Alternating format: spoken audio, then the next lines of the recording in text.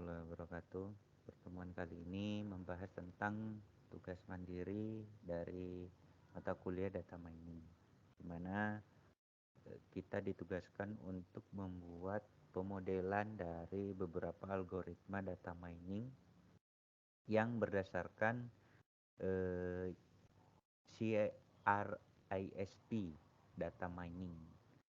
Untuk di sini saya mengambil judul untuk ekonomi negara, maksudnya CRISP ini bisa digunakan untuk memantau ekonomi negara. Selanjutnya di sini nama Arwan, NIM 220401010092. Untuk dosen tutor atau pengampu Insinyur Heni Yulianti MM Mkom. Baik, untuk latar belakang dari presentasi ini, jadi selain untuk memenuhi tugas, ada beberapa tantangan kompleks di Indonesia yang menurut saya ini sebenarnya baik untuk kita demonstrasikan agar menjadi salah satu referensi dalam mengambil kebijakan. Karena Indonesia ini terkenal dengan sebagai negara kaya sumber daya alam dan budaya, Indonesia menghadapi tantangan kompleks yang dapat berdampak signifikan pada ketahanan nasional. Jadi ekonomi merupakan salah satu faktor dari ketahanan nasional, di mana kalau misalkan kita bisa memprediksi atau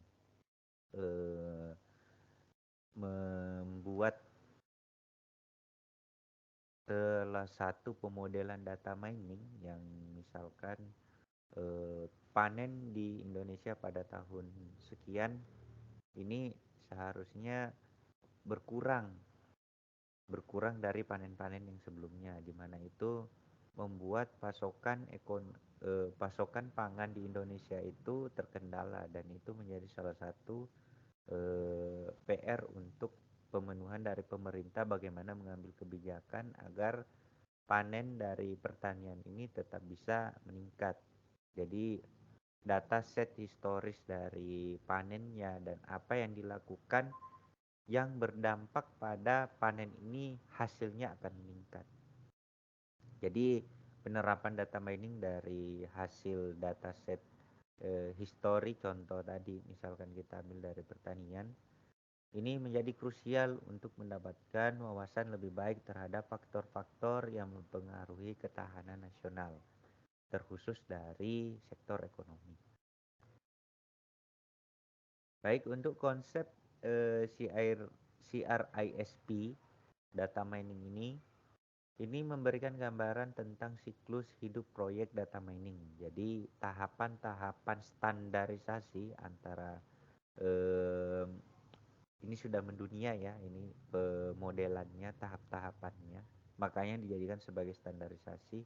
Itu ada 6, dimana kalau kita misalkan kita perhatikan di gambar sebelah kanan ini, dia dimulai dari business understanding, dimana kita apa sih tujuan dari data mining ini, apa masalah yang harus kita pecahkan. Contoh kalau misalkan kita tentang ketahanan nasional, dan salah satu faktornya selain dari militer, kemudian dari SDM dan ekonomi, terutama di ekonomi. Nah, kita ini fokus ke ekonominya, di mana kita memahami apa sih faktor-faktor ekonomi yang mempengaruhi tentang ketahanan nasional. Salah satunya itu mungkin dari hasil panen, mungkin dari hasil ekspor atau impor. Nah, dari pemahaman kita tentang data yang akan diolah ini, kita akan mengumpulkan data historis sebelumnya agar kita bisa memprediksi apa kebijakan yang harus kita ambil dari hasil perhitungan atau keputusan dari data mining. Jadi hasilnya keluar, oh ini harusnya kita harus meningkatkan distribusi subsidi pupuk misalkan agar semua panennya ini hasilnya meningkat. Jadi datanya sudah ada. Oh ternyata kalau kita ngasih pupuk lebih, pada saat tahun itu panennya itu lebih tinggi hasilnya. Nah, datanya kita sudah ada. Nah, kita data preparation lagi. Nah, ini di data preparation. Nah, di data preparation ini, kita akan melakukan persiapan data yang sudah kita kumpulkan. Apakah ada data yang miss? Misalkan mungkin harusnya angka panen yang diisi misalkan berapa ton, salah tulis datanya, biasa human error kan, kita tidak bisa menghindari. Nah di sini data preparation ini ada beberapa, ada yang namanya data cleaning, kita harus membersihkan datanya yang tidak sesuai. Ada yang namanya data reduction, maksudnya direduksi datanya ini. Adapun data-data yang lain, misalkan atribut kolom yang kita tidak, sekiranya tidak dipakai dalam perhitungan itu, maka kolom itu kita tidak ikutkan dalam proses modelingnya nanti. Kemudian dari data preparation tadi, kita sudah masuk ke data modeling. Nah, modeling ini kita misalkan mau untuk perakiraan berapa pupuk yang harus disubsidi kepada petani, mungkin di daerah, mungkin contoh di Jawa Barat. Nah, kita bisa memakai beberapa algoritma perhitungannya. Di situ ada yang namanya algoritma forecasting. Forecasting ini algoritmanya ada misalkan regresi linear, terus apalagi tuh, kalau K-means ini di asosiasi atau cluster ya. Jadi biasanya tuh pakai regresi linear. Terus misalkan berapa sih anggota petani yang dia itu produktif dibanding petani-petani lain. Jadi dikelompokkan ini, oh petani-petani ini yang produktif. Nanti kita bisa pakai yang clustering, yang pakai algoritma K-means. Nanti ada pembahasannya di situ. Kemudian setelah kita dapat modelingnya, oh ini sudah dapat nih prediksinya, kita harus mendistribusikan subsidi pupuk sebanyak 6 ton per desa. Nah ini kita bisa evaluasi performansnya, apakah perhitungannya ini sudah benar. Jadi ada beberapa tolak ukur yang ada di aplikasi RapidMiner itu. Kemudian misalkan, oh ini algoritma dan modelnya ini sudah yang paling tinggi hasil performanya, hampir mencapai 100% dibanding dengan algoritma atau model yang lain. Kita akan melakukan deployment, berarti ini sudah difixkan, kita memakai model ini dan performanya ini kita sudah tes dan ini yang paling bagus. Kemudian tahapan dari CRISP ini, di mana tadi sudah disebutkan dan dipaparkan business understanding sampai deployment, di mana sebenarnya kita ini memilih dulu data-datanya, kemudian diekstrak, maksudnya diekstrak ini diambil. Oh ini misalkan data petani yang misalkan kita bisa ambil dari per RT, mungkin karena per distribusinya dari RT, itu direkap nanti dari tim yang akan ke lapangan, direkap extracting ini, kemudian dibuat menjadi pemodelan data, mungkin dari file Excel mungkin, atau bisa memakai file CSV biasanya. Nah data mentah ini akan kita buat menjadi suatu model yang akan kita kalkulasi nanti, ambil modelnya, sehingga hasil dari modeling ini kita bisa ambil kesimpulan dan mengambil kebijakan. Contoh tadi yang di hasil panen itu, oh ini kita harus distribusikan minimal 6-7 ton pupuk subsidi kepada petani di area sekitar Jawa Barat per tahunnya. Kemudian ini kita masuk beberapa contoh, jadi data pre-processing. Kita juga akan mendemokan pemakaian untuk forecasting, classification, clustering, dan association berdasarkan tahap-tahapan yang diberikan oleh CRISP. Oke, kita masuk dulu ke aplikasi data miner, Rapid Miner. Kita ke Rapid Miner.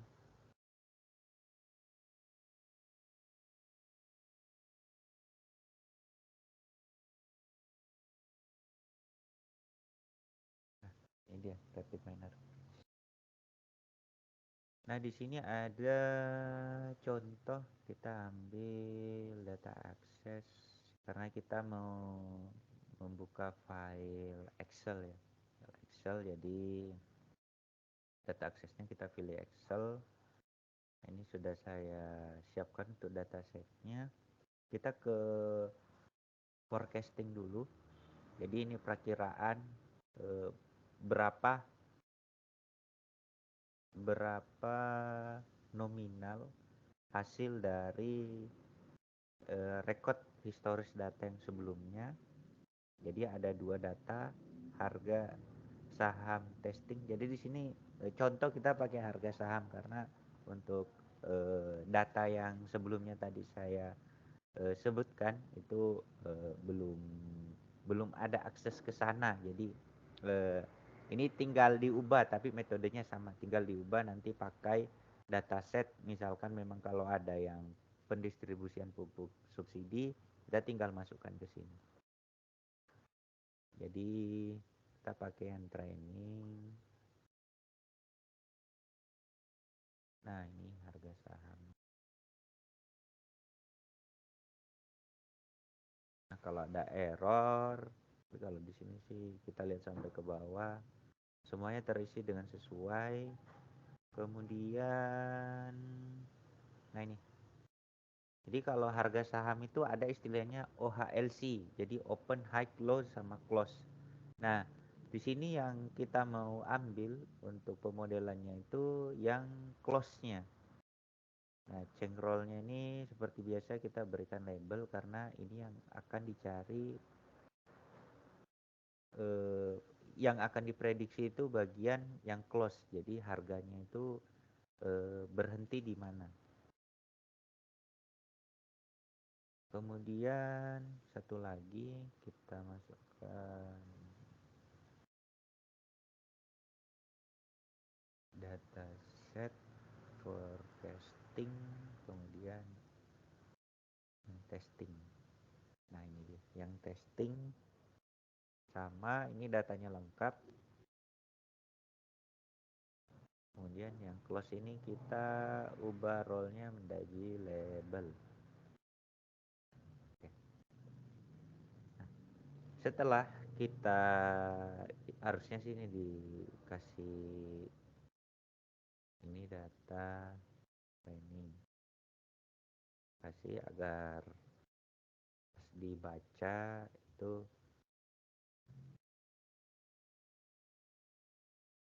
testing.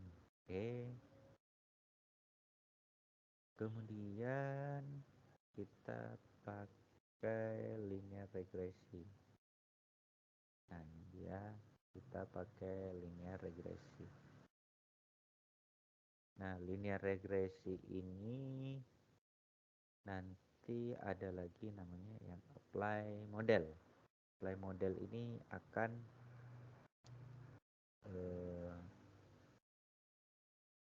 menggabungkan antara data training dan data testing, di mana dibandingkan nantinya. Kemudian itu yang akan menjadi tolak ukur apakah harga saham ini akan naik atau turun berdasarkan data testingnya. Kemudian kita tes untuk datanya. Nah, ini. Nah, prediksinya ke depannya, awalnya yang harganya 1159,9 di row nomor 1, ini diprediksi akan nilai sahamnya akan tertutup pada angka 1157,077. Nah, ini berarti harganya ini akan turun. Nah, biasanya kalau harga sahamnya akan turun, orang yang mempunyai saham kemungkinan akan menjualnya di harga tinggi dan akan membeli sahamnya kembali nanti pas di harga rendah. Nah, pada dasarnya seperti itu. Ini untuk data visualnya. Nah, untuk model yang lain kita akan menggunakan, kita hapus dulu.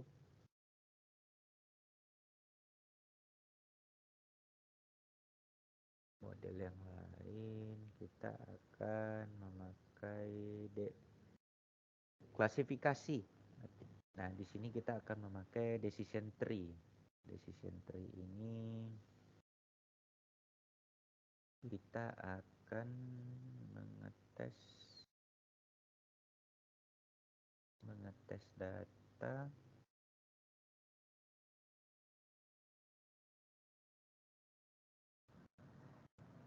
Nah, kita pakai data ini saja karena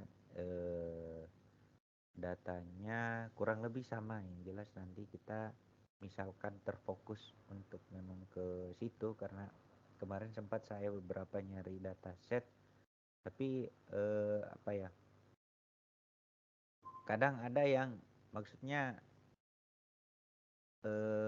masih acak-acakan. Sebenarnya bisa kita cleaning, cuman di sini kemarin saya ada lihat juga untuk beberapa referensi. Di sini sebenarnya bisa juga kita memakai. Yang jelas nanti kalau ada data khusus itu kita tinggal ganti ke data tersebut.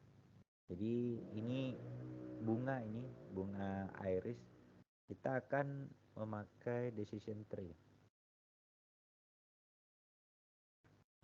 Nah, memakai cross validation, mana cross validation ini kita akan melakukan algoritma dari decision tree. Decision tree. Oke, kita sudah lihat decision tree, kemudian ke mode, kemudian apply model,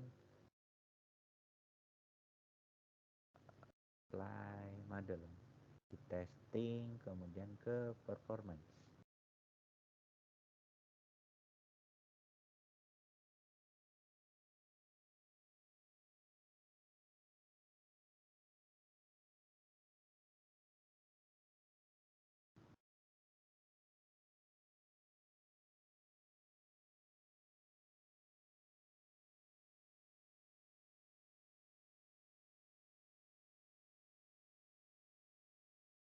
Kita akan ke performance.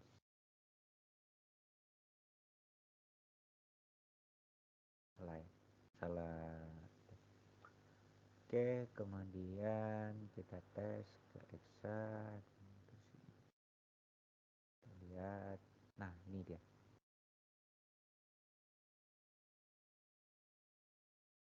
Ini graph dari decision tree.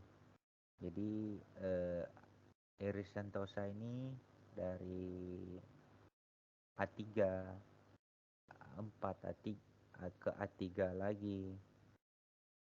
Oh, ternyata yang paling banyak ini kalau dilihat Iris Sentosa.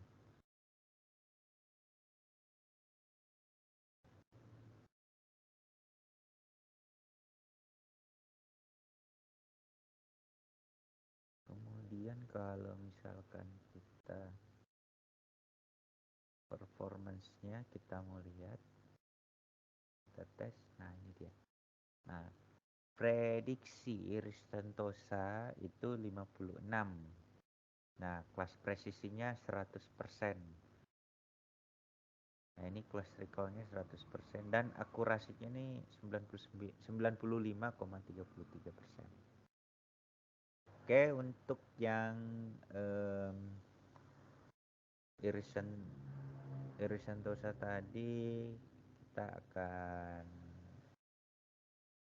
beranjak ke salah satu decision tree-nya sudah lewat, berarti kita ke clustering. Nah, clustering ini kita akan memakai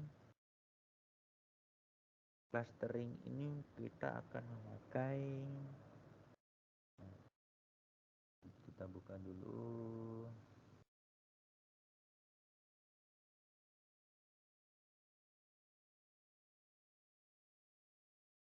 Oh, kita tetap memakai ini harusnya. Kemudian select atribut.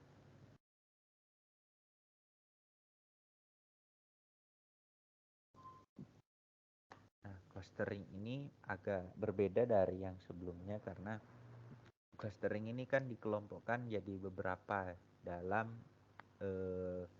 label tertentu. Misalkan si A ini cluster A ini mempunyai kecenderungan untuk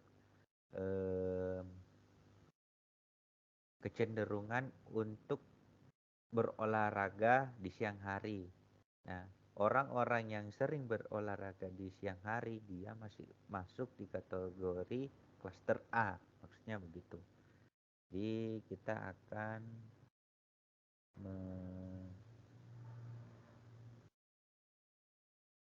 kita tes dulu untuk datanya. Ini akan nanti dikelompokkan. Kita tes dulu. Kita bikin beberapa cluster. Pakai K-means.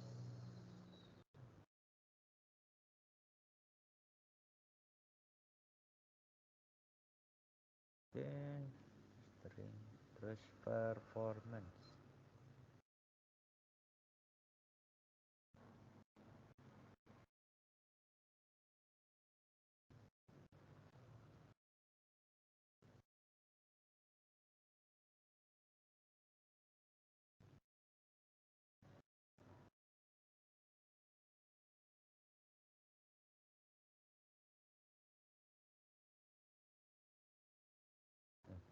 Connection.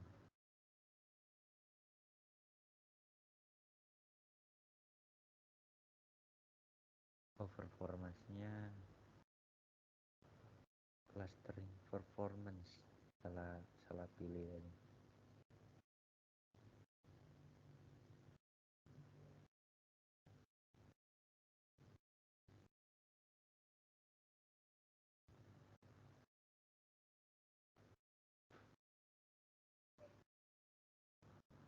Nah, ini number of cluster ini ada 5. Ada 5, kemudian yang di deskripsinya ini model clusternya grafnya ini ada root set ada 5 ya. Sini kita lihat pengelompokannya ada 5 cluster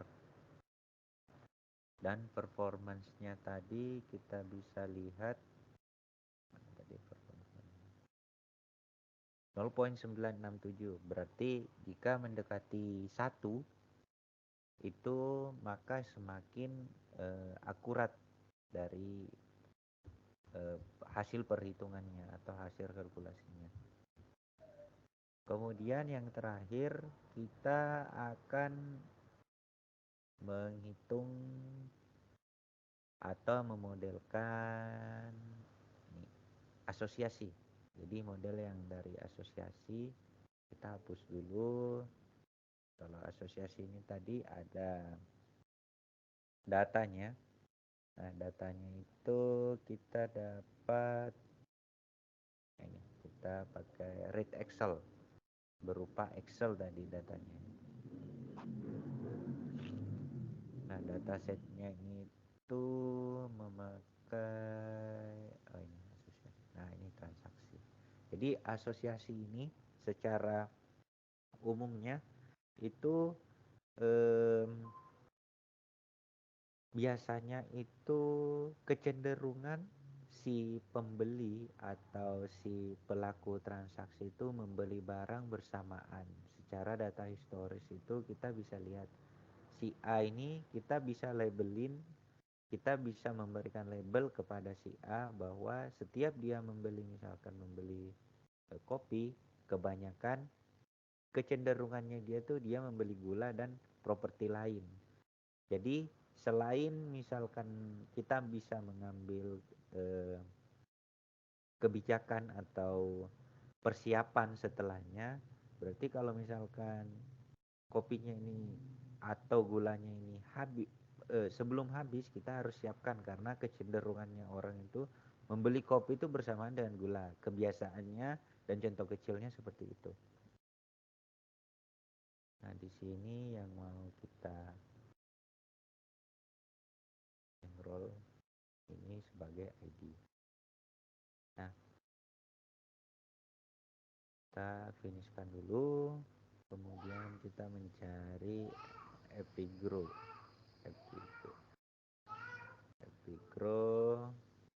Kemudian Epigrow ini mungkin kalau teman-teman yang belum tahu, Epigrow ini algoritma untuk memisahkan yang tadi kecenderungan itu dengan ada rumusnya, tapi tidak saya tampilkan di sini. Kemudian create association rule, ya, create association rule-nya, itemnya, kemudian rule-nya, terus kita bisa buat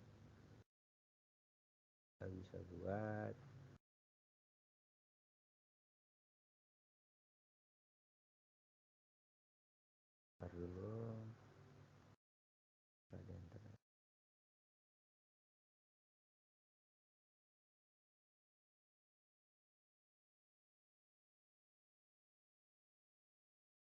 begini, ada yang ketinggalan data mining, data set, association, transaksi.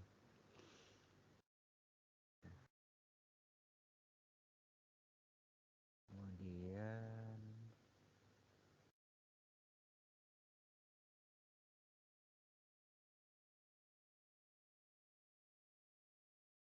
kita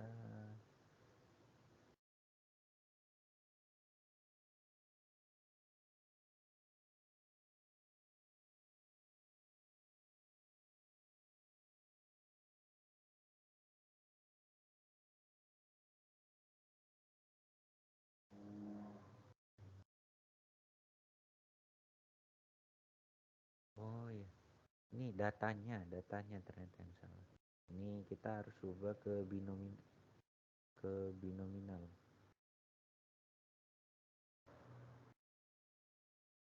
Gula ini binominal, ini kopinya juga binominal.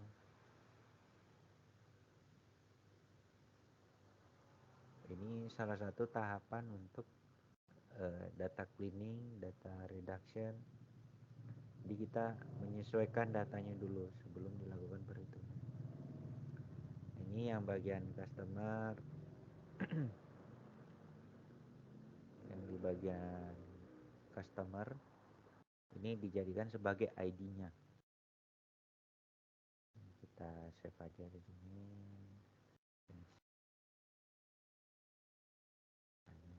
Udah bisa visualisasinya. Kita tinggal ambil transaksi tadi, tarik ke sini.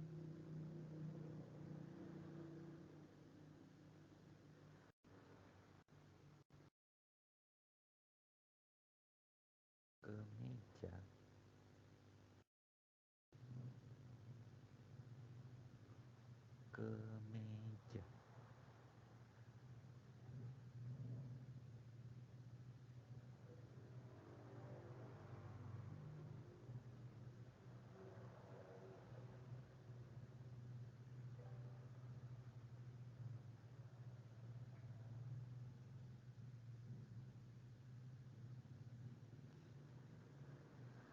Coba kita lihat dulu.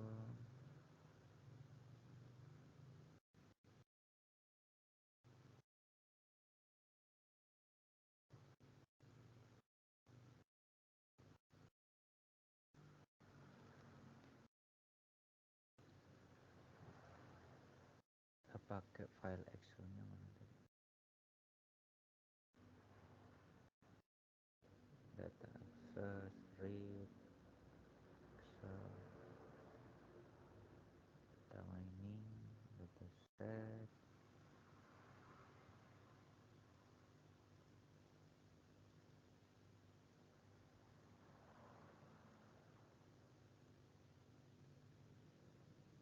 kemeja,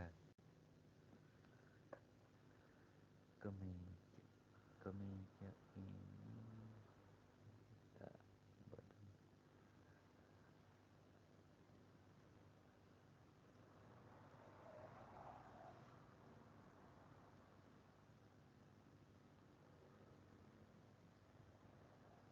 kita ubah ke binominal semuanya. Customer ID ini cenderungnya ID. Oke dulu, kemudian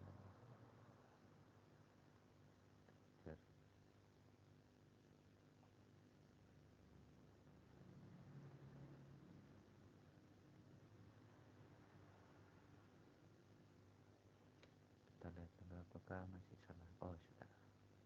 Oke, kita cek. Uh, belum tadi.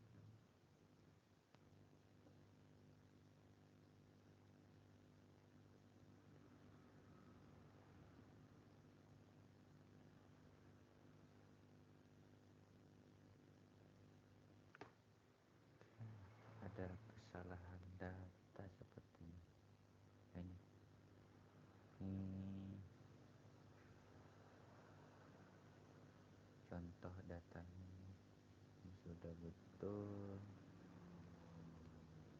Association.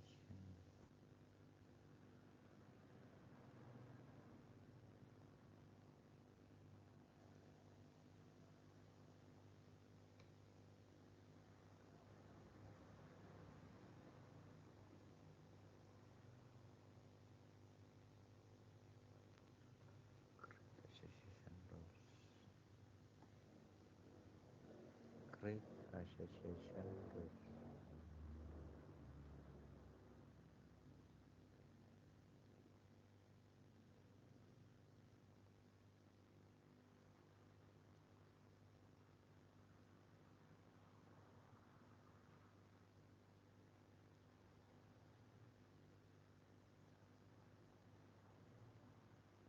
Minimal confidence-nya nilai.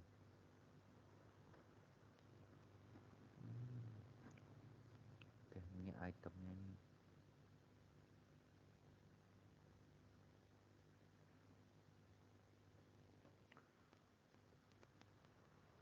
Create association rules. Kayaknya sudah sih sepertinya. Seperti ini sih modelnya ini. Nah,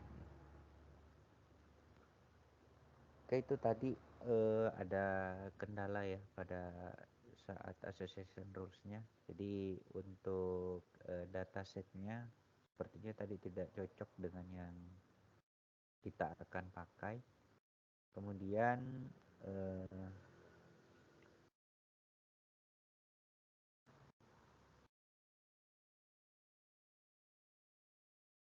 kemudian kita akan melanjutkan untuk PowerPoint. Nah, nah kemudian tadi kita sudah mendemokan pemakaian Rapid Miner, tapi ada beberapa kendala di bagian asosiasi, nanti akan kami pelajari lagi. Nah ini output dan capaian dari harapan output dan capaian dari presentasi ini, dan terutama kepada kami pribadi untuk lebih banyak mengupgrade dan lebih memperdalam ilmu yang diberikan. Jadi misalkan nanti ini bisa terrealisasi dan bisa dipakai dalam mungkin dari eh,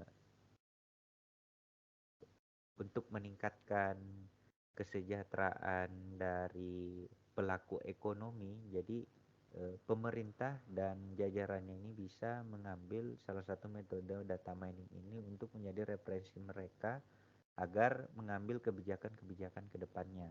di mana data mining ini salah satunya meminimalisir waktu dalam melakukan perakiraan secara manual atau manual forecasting. Jadi seperti yang tadi perakiraan harga saham yang pada awalnya berapa, kemudian kita memakai data testing yang kita demokan tadi, itu ternyata akan menurun. Jadi nanti bisa diaplikasikan misalkan untuk seperti contoh tadi yang pupuk subsidi yang diberikan ke petani akan meningkatkan pendapatan panen dari mereka, atau misalkan selain pupuk apa faktor yang bisa kita berikan agar panen mereka itu bisa meningkat. Jadi kebutuhan pangan kita itu tidak serta-merta harus import dan import. Dan yang kedua, dasar yang solid untuk mengambil kebijakan ekonomi bagi para pelaku negara. Jadi seperti yang saya sebutkan tadi, kebijakan hasil dari data mining ini bisa memberikan dampak yang besar bagi warga negara Indonesia. Salah satunya demi ketahanan negara dan terutama dari segi ekonomi. Baik, untuk daftar pustaka kami ada beberapa referensi dari online, dari krisis ekonomi yang pernah terjadi di Indonesia. Jadi salah satunya mungkin dari sumber dayanya atau dari fasilitasnya. Dan eh, ada beberapa yang kita ambil dari referensi online seperti dari BINUS, Sevima, dan referensi dari internasional lainnya. Baik, untuk penjelasan dan demonstrasi dari pengaplikasian data mining CRISP data mining cukup. Adapun kurang dari penjelasan kami mohon maaf. Sekian dan terima kasih. Dan terima kasih banyak atas waktu dan kesempatan yang diberikan. Assalamualaikum warahmatullahi wabarakatuh.